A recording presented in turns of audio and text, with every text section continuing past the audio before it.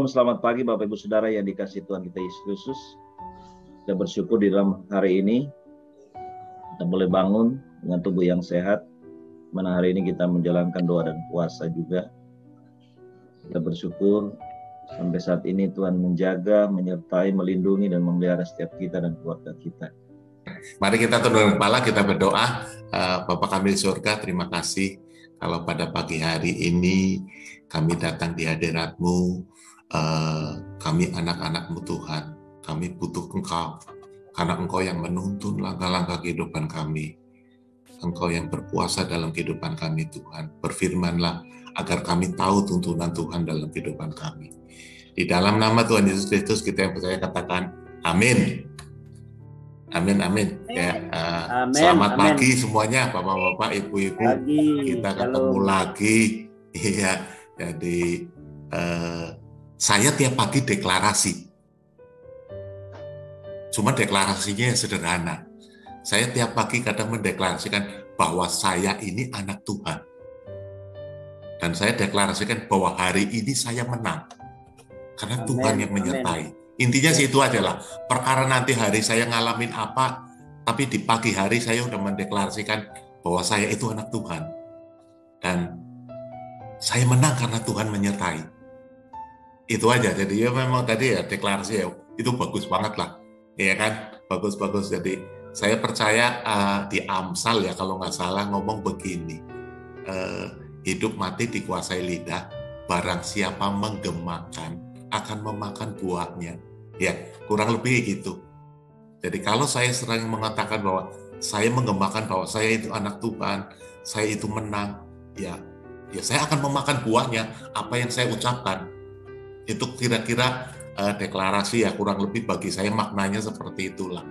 Kalau saya mengawali hari, aduh hari ini pusing, aduh hari ini susah banget nih, aduh hari ini mau ini nih, wah ya udahlah, jadi memakan buahnya yang susah. Ya kan, kalau kita ngomongnya susah-susah ya, kita akan makan buah dari kesusahan. Kurang lebih gitu. Nah, hari ini kita mau belajar sama-sama mengenai temanya pengaturan Roh Kudus. Jadi kita anak-anak Tuhan, kita percaya bahwa hidup kita itu di dalam naungan Tuhan ya. Anak-anak Tuhan kadang ngalami begini. Pada saat saudara percaya kepada Tuhan, posisi kita adalah manusia baru. Posisi, ini bicara posisi. Karena deklarasi juga sama, bicara mengenai posisi.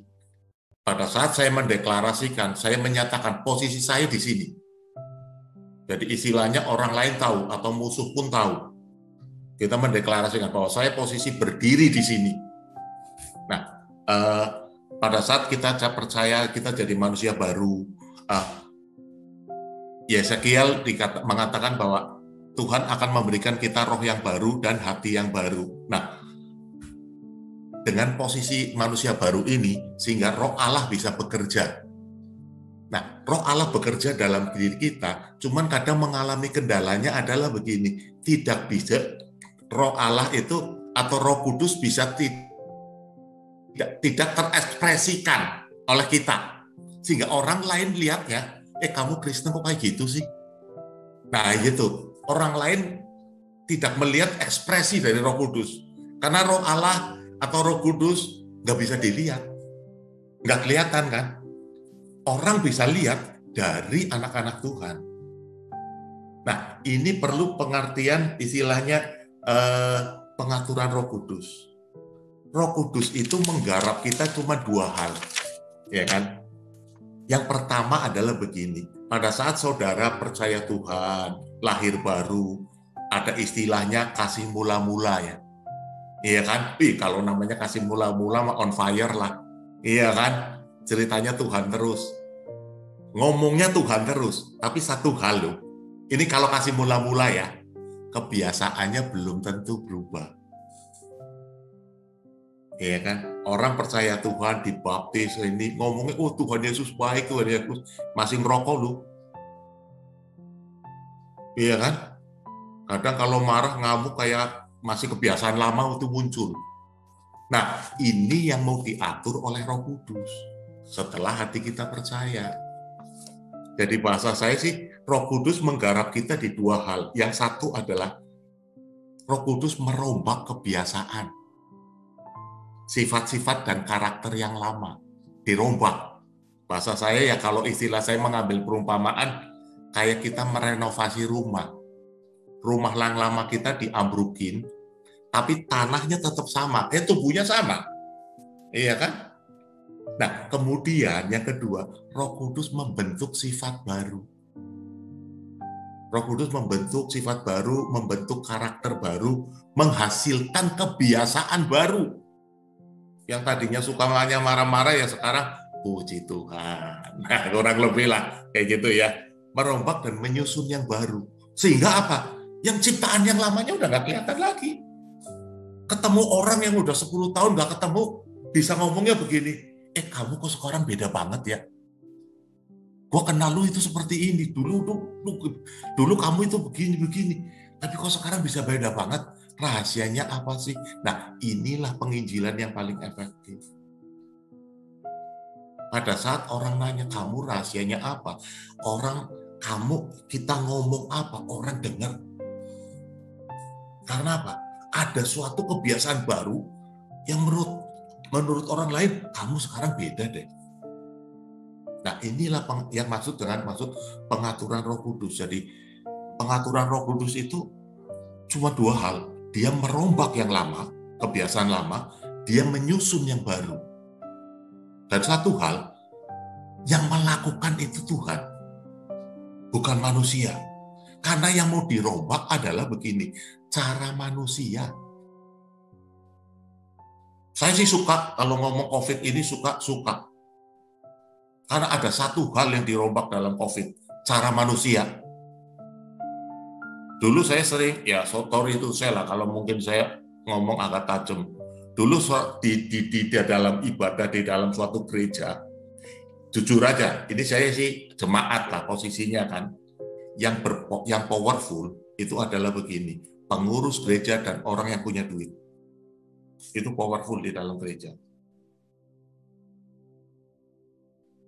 Dan sorry itu saya lagi, kalau saya anggap ini suatu kritik, yang saya lihat pengalaman dulu di gereja, orang kaya ngatur gereja. Karena dia menganggap bahwa saya donatur di gereja tersebut kok. Pendeta pun diatur. Nah, ini yang saya maksud cara lama, cara manusia. Seolah-olah kalau saya memiliki harta properti kekayaan yang banyak, saya punya wewenang untuk ngatur. Dasar ngaturnya adalah yang saya mau, bukan yang Tuhan mau. Ya puji Tuhan lah COVID sekarang nggak nongol yang kayak gitu-gitu. Iya kan? Karena ibadah hanya online. Tapi ini yang dimaksud dengan cara manusia, bukan cara Tuhan. Nah ini yang diatur sama istilahnya Allah yang melakukan. Coba kita lihat lah di kitab suci. Kalau nggak baca ayat nanti kayaknya nggak afdol. Jadi kita baca di Filipi 2 ayat 13 dulu.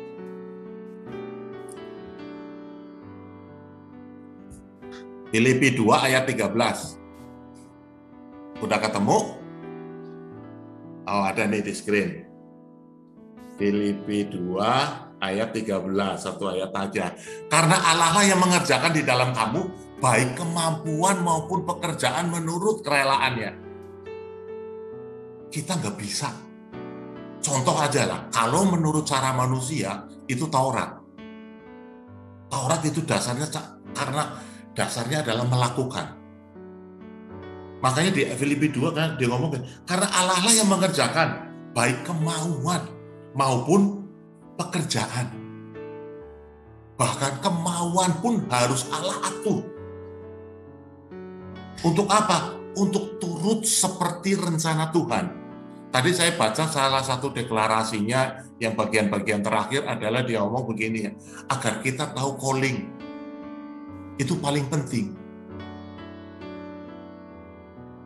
Contoh mengenai calling ya, hal hubungan yang paling dekat itu kan istilahnya kayak suami istri lah. Tapi pengaturan Tuhan terhadap suami, terhadap istri bisa beda.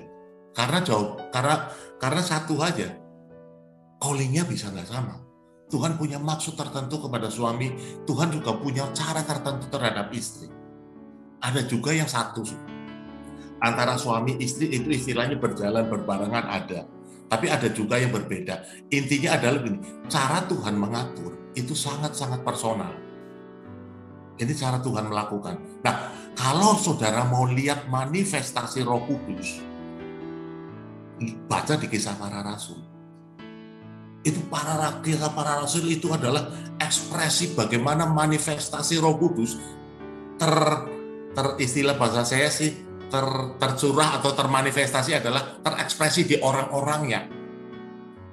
Kalau saudara baca di Kisah Para Rasul akan muncul kata-kata kurang lebih begini, Roh Kudus mendesak, Roh Kudus melarang, Roh Kudus berkata, Roh Kudus menggegah. Contoh misalnya, Paulus tadinya mau ke Asia Timur, tahu-tahu gini, Roh Kudus mencegah. Lewat apa? Paulus dapat penglihatan, ada orang dari Makedonia manggil-manggil, iya kan? Satu lagi, Filipus lagi di Yerusalem.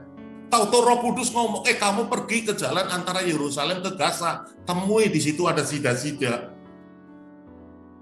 iya kan? Roh Kudus istilahnya menyuruh dan sebagainya. Paulus langsung, Filipus langsung pergi. Pada saat di perjalanan menuju Gaza, ya memang ketemu sida-sida.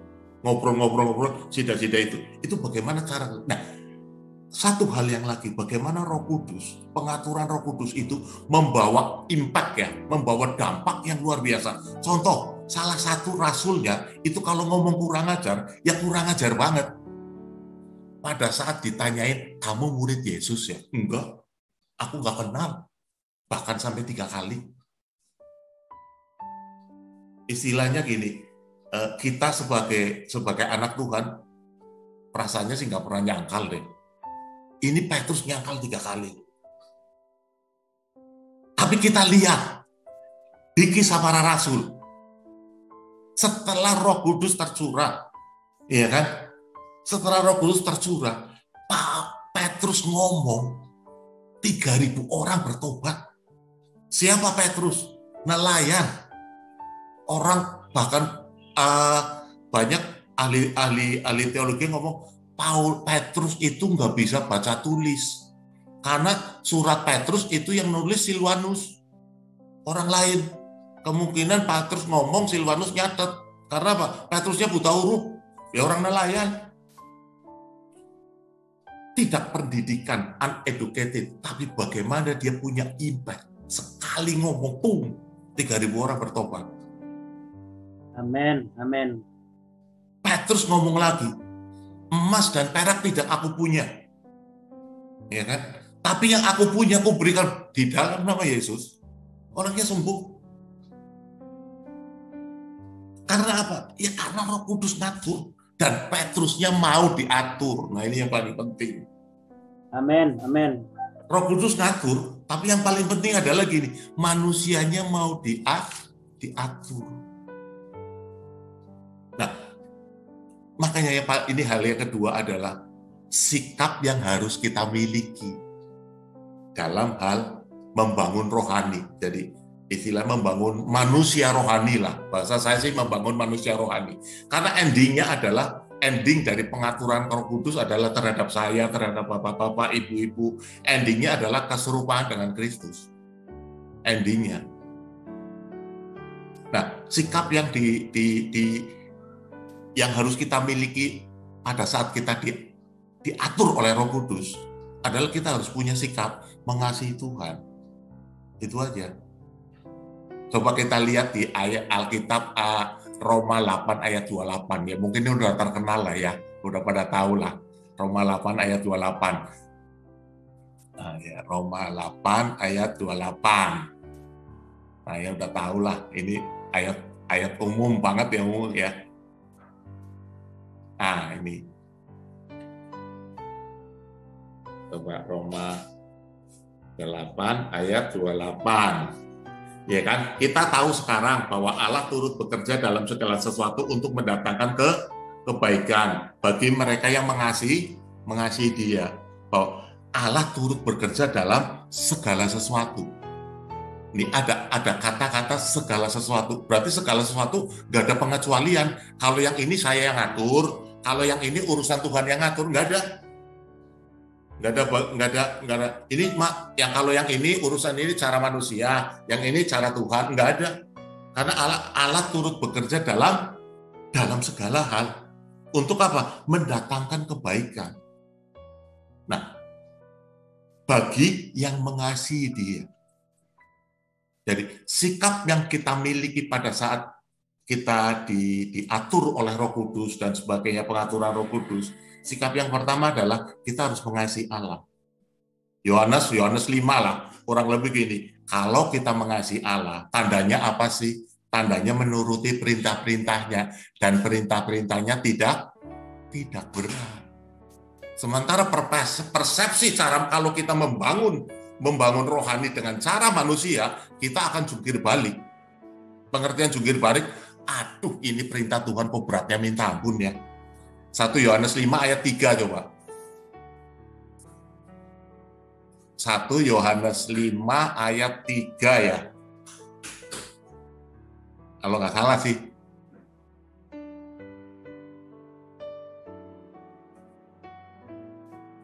Coba. 1 Yohanes 5. Iya benar, 1 Yohanes 5 ayat 3 dikatakan begini, sebab inilah kasih kepada Allah. Ya kan? Yaitu bahwa kita menuruti perintah-perintahnya, dan perintah-perintahnya itu tidak berat. Begitu kita gunakan cara manusia, ini Alkitab ngomong perintahnya tidak berat, saya yang melakukannya sampai jungkir balik aja nggak benar-benar. Ya karena kita melakukannya berdasarkan maunya saya. Sementara pengaturan Roh Kudus adalah Tuhan yang melakukan. Karena kita kemauan dan pekerjaannya aja berdasarkan Tuhan yang ngatur. Ya kan? Kalau kita melihat dari cara pandang manusia, pada saat baca Alkitab ini, kita akan mengalami keberatan. Prakteknya Pak, jungkir balik. Perintahnya itu berat banget. Kita akan seperti anak muda yang kaya, semuanya udah saya lakukan Tuhan. Sampai Tuhan ngomong, jual sekarang hartamu, kamu ikut aku. Dia merasa berat. Karena dia mengandalkan diri dia sendiri. Jadi sikap yang harus kita lakukan pada saat Roh Kudus mengatur hidup kita, kita harus mengasihi Allah. Ya nunduk aja lah. Ini saya ambil ilustrasi lah ya. Menuruti perintah itu ambil ilustrasi, ya kan? Mau sepinter-pinternya itu tukang potong rambut, ya kan? Tukang potong rambut. Mau itu jago juara dunia potong rambut. Dia nuntut cuma satu, Pak, kepalanya diem ya. Itu aja. Makanya tukang rambut itu bisa merintah presiden. Ya coba aja saudara. Potong rambut yang motong itu jago juara satu lah, no? Juara satu tukang cukur. Semenit saudara ke kiri, semenit saudara ke kanan, semenit saudara nunduk. Terus tukang cukurnya, udah jadi Pak, udah. Begitu saudara lihat kaca, lah kok jelek amat? Ya situnya jalan-jalan melulu. Pengaturan Roh Kudus juga seperti itu. Kita butuh hanya diem aja.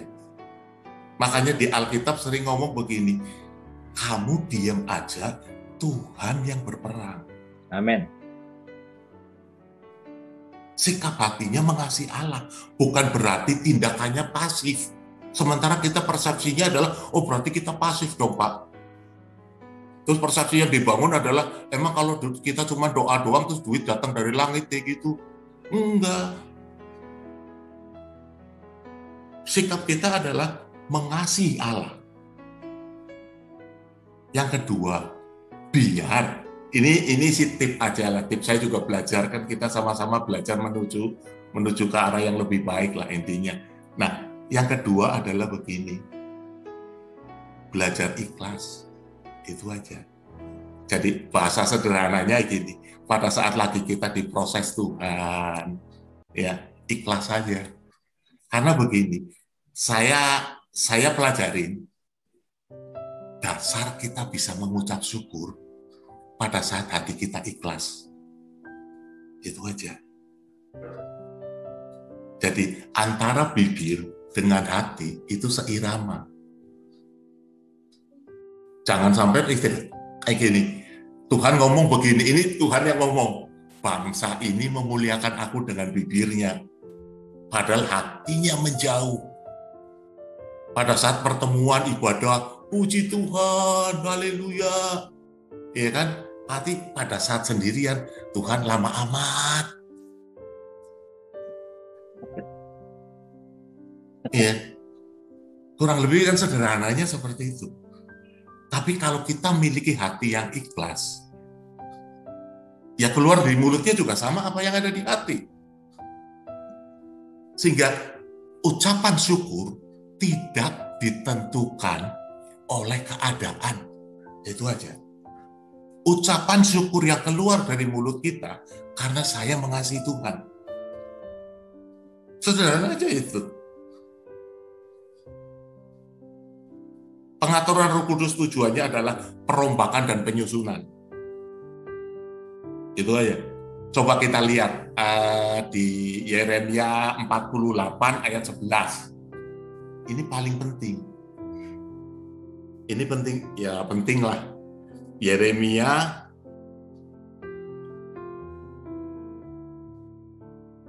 48 ayat 11. Sudah ketemu? Saya bacakan ya. Yeremia 48, Yeremia 48 ayat ke-11. Nah, Moab hidup aman sejak dari masa mudanya. Dia hidup tenang, seperti anggur di atas endapannya. Tidak dituangkan dari tempayan yang satu ke tempayan yang lain. Tidak pernah masuk ke dalam pembuangan. Sebab itu rasanya tetap padanya dan baunya tidak berubah.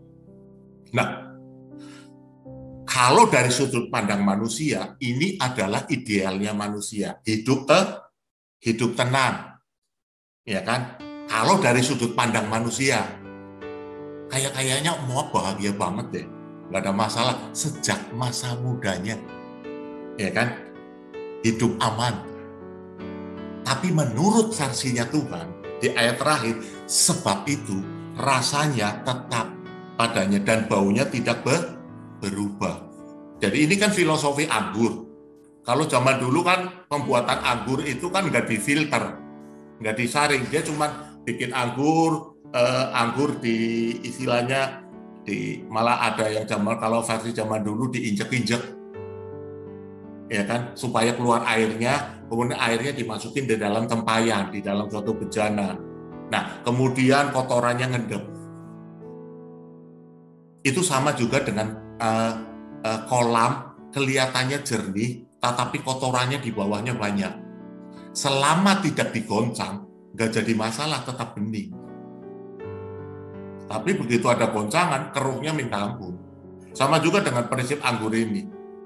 Anggur zaman dulu, kalau biar anggur itu bermutu tinggi, dia begitu ngendep, dipindah tuang ke tempayan yang satunya lagi. Endapannya dibuang. Mungkin masih kurang lah, ya kan?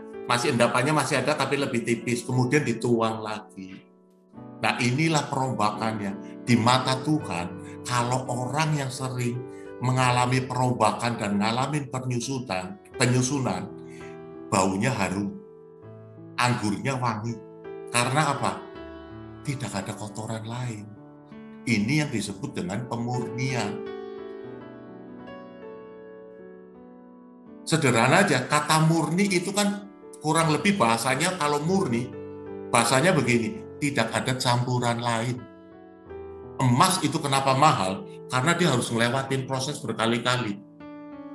Alkitab malah ngomong juga perak diproses sampai 7 kali ya, sampai terpantar, istilahnya kayak cermin. Nah, kita juga sama. Di dalam Kristus, kita mengalami perombakan dan penyusunan. Sampai apa? Ya sampai sang tuannya, istilahnya sang pejunan itu menganggap bahwa kita sudah baunya harum. Nah, waktunya kapan? Ya kita nggak tahu, itu pengaturan Roh Kudus lah, karena Tuhan yang melakukan. Tapi bagian manusia, pada saat Roh Kudus ngatur, ya kan, pastikan bahwa ya saya mau. Kalau enggak ya kita ngeles terus, kayak seperti mau dipotong, rambutnya mau ditotong tapi gerak-gerak terus. Dan caranya mengasihi Tuhan, belajar ikhlas lah. Karena saya percaya, rancangan Tuhan dalam hidup kita itu rancangan damai sejahtera, bukan rancangan kecelakaan. Saya percaya lah, kita yang dikatakanlah di MDSP dan sebagainya lain, pada saat kita turut mau diatur oleh Roh Kudus, kita sebagai alatnya Tuhan, terpancar kasih Kristus. Ya, demikian kurang lebih sharing firman Tuhan hari ini. Ya, selamat pagi, God bless you all.